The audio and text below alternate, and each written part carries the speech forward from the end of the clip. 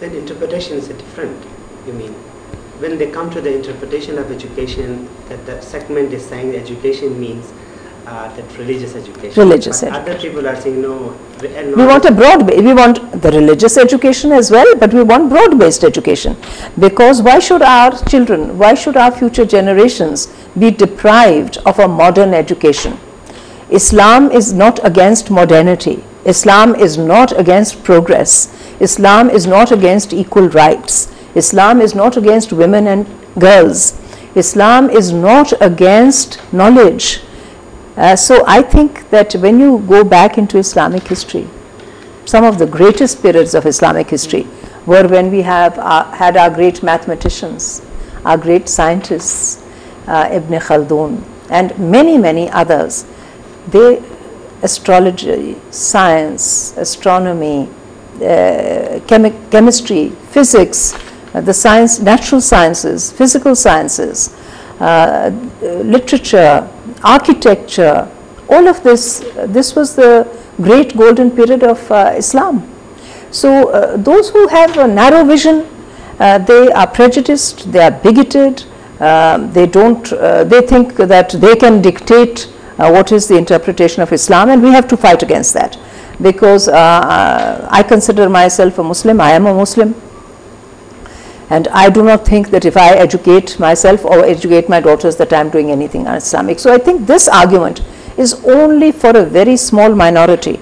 Unfortunately, this minority uses religion to negate those very fundamental principles that our religion has given us. But Islam was the first religion that allowed women the right to own property. No other religion gave the right to own property. 1400 years ago, women had the right to own property, which even sometimes today in societies you don't have. So many, 1450 years ago, Islam, the Holy Prophet, peace be upon him, and the message of God allowed the woman to conduct business, to conduct trade, to manage her lands. Hazrat Bibi Khatija is an example for the women of Pakistan and women of all Muslim countries, women of any Muslim living anywhere in the world. So I think that this cultural practices, where they exist, we have to fight against them. Shahnaz Sahaba, recently we have 18th amendment to the constitution where mentioned education as free and compulsory. How you interpret this? In the constitution, the Pakistan People's Party government, which has led the effort on the 18th amendment, which is the most historical achievement in terms of the constitutional framework for Pakistan in the entire history of Pakistan. After the 1973 constitution that was given to this nation by Zulfikar Ali Bhutto Shaheed, and the first Pakistan People's Party government in 1973, after that constitution, this is a milestone in the constitutional history of Pakistan. And this Article 25A, which says that the state has this responsibility, at least makes, it is a giant step forward. Now the state has to deliver on that responsibility. It will not be that easy. There are many challenges. I have mentioned before also that the resources will have to be found, they will have to be dedicated, and we will have to cut other things in order to educate our children and our future generations. Primarily, school education falls within the jurisdiction of the provinces. So primarily it is the responsibility now of the provincial governments to ensure that within a 5-year time span, 8 years, 10 years, but they have to have a plan, they have to have a map, because the constitution requires it. The federal government also has a responsibility for the federally administered areas, FATA, Gilgit-Baltistan, ICT, AJK, they would also have to legislate. In fact, we have started working on the legislation for 25A for the federal areas, and I will give a great deal, all the credit to Khyber Pakhtunkhwa, because they have already drafted the legislation for 25A, and they are ahead of the other provinces. The other provinces are also thinking.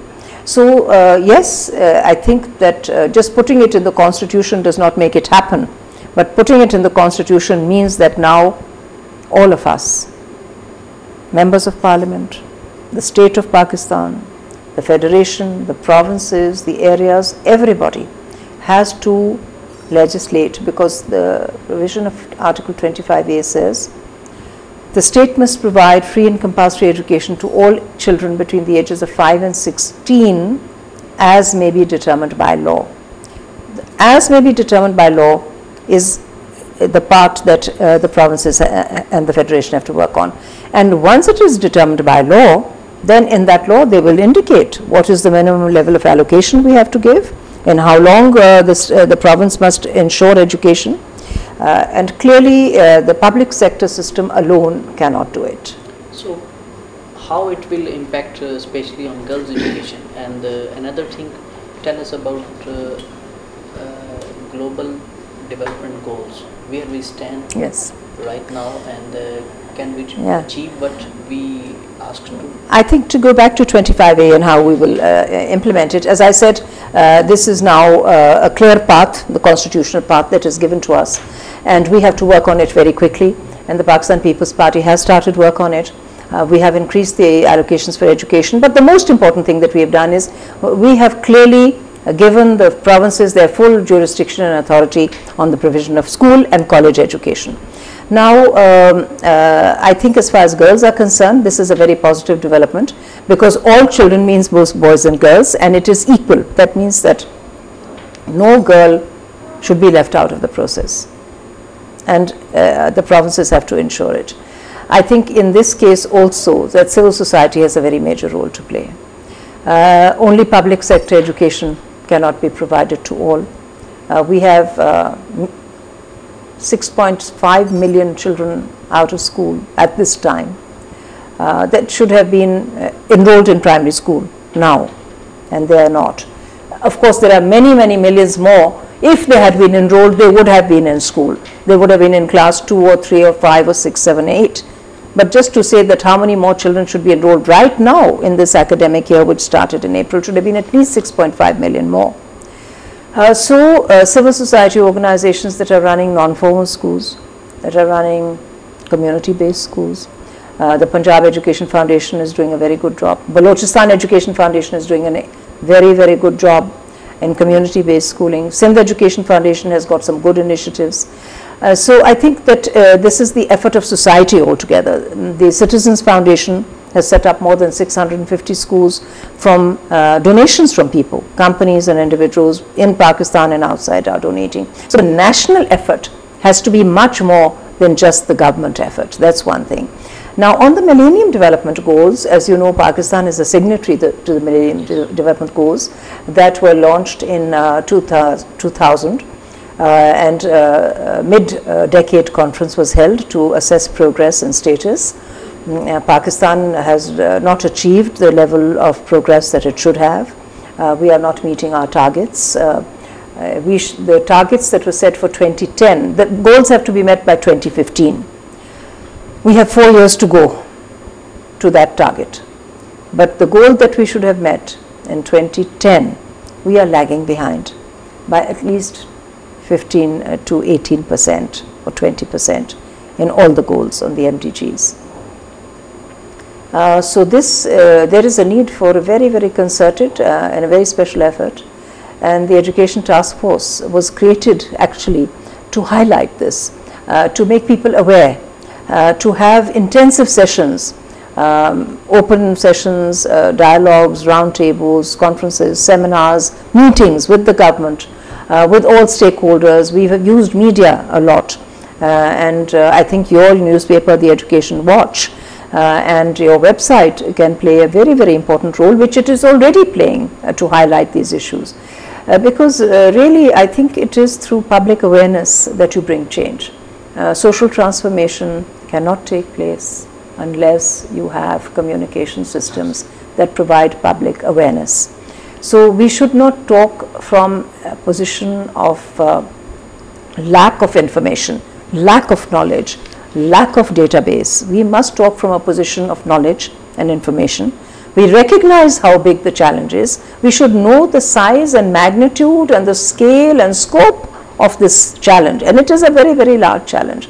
So I think that the Millennium Development Goals effort, which we know now that the provinces are gearing themselves up, and in this budget you have seen that the federal government led by the Pakistan People's Party, with the full support of President Asif Ali Zardari and Prime Minister Yusuf Raza Gilani, who have both very, very strongly supported the Article 25A and the 18th Amendment, and have supported the universalization of education.